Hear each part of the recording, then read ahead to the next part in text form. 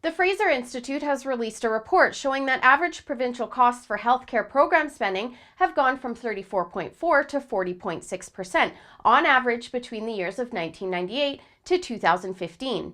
In Alberta, healthcare spending has increased 317% between those years, and the difference between healthcare and non-healthcare growth in spending in the province is the greatest here at 118.2%. And we have the greatest difference in healthcare spending and GDP at 100.9%. And projections show that spending will grow another 6.3% per year on average from 2015 to 2030. But there's really no surprise. The Alberta NDP have increased healthcare spending, even though spending under the Progressive Conservatives was getting completely out of control. According to another report completed by the Fraser Institute, the PCs wasted $49 billion on public sector contracts and pensions, double the rate of inflation. And now under the NDP, the healthcare budget accounts for 42% of spending, which accounts for $20.4 billion. That equals to $2.3 million an hour and $56 million a day.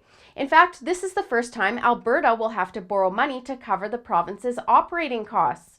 And public sector jobs were up by 47,000 in December of 2015. The report from the Fraser Institute uses general inflation, health-specific inflation, population growth, and other factors to point out that the provincial budget for healthcare spending will increase to 47% by 2030. That's almost 50% of the entire budget. Throwing more money at the Alberta healthcare system won't fix issues, and there are other options like addressing internal operations to become more efficient, and also entertaining the idea of introducing a private healthcare system to supplement the public infrastructure already in place, which would take some of the burden from taxpayers and play a part in reducing the budget for the system.